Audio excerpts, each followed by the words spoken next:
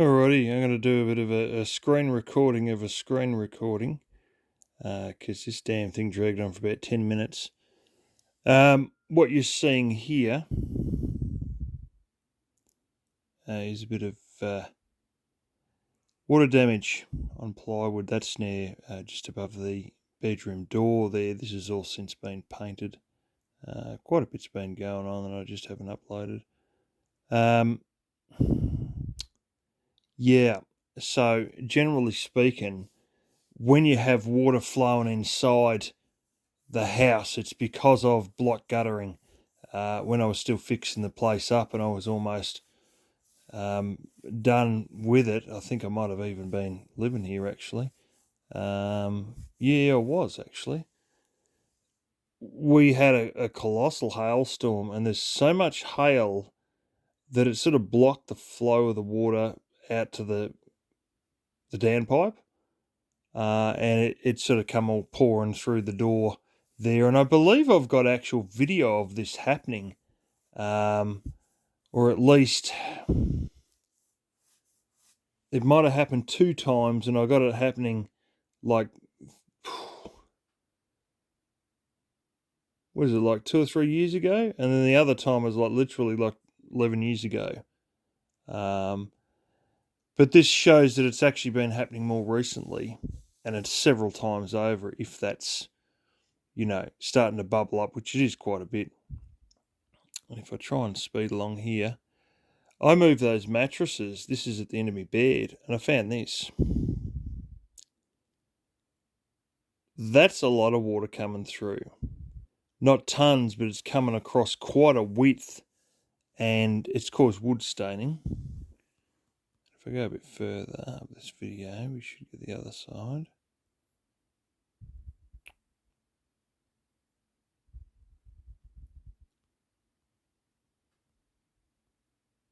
That's the other side.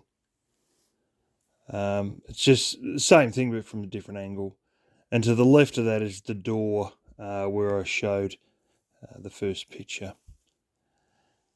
So long and short of it, I went up there assuming it's all blocked with leaves, because that's the other one that causes these things. Is it all the downpipe and that? There's not a great deal of room for it. It catches a lot of leaves, and because the downpipe goes straight to a 90-degree bend, what actually happens is the leaves just bog up in the 90-degree bend and just block themselves up completely, and then it'll overflow like this.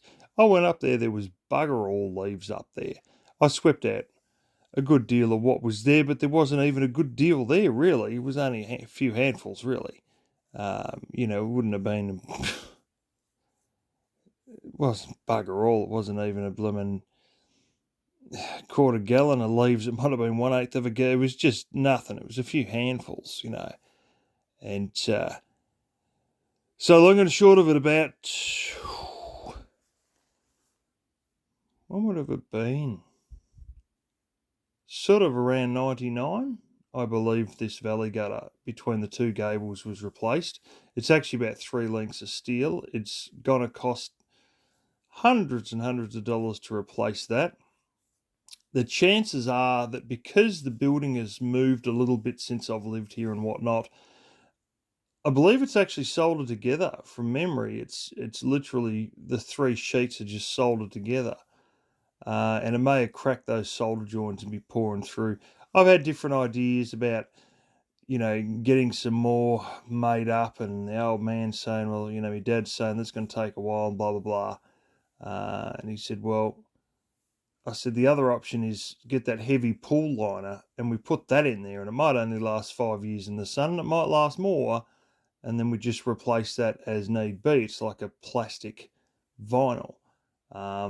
And ultimately, he said, well, you got to check where the damn leak is. So I might go up there and see what I can see, have a good look, sweep the gutter right out, take the watering can up there so I can really wash it right out.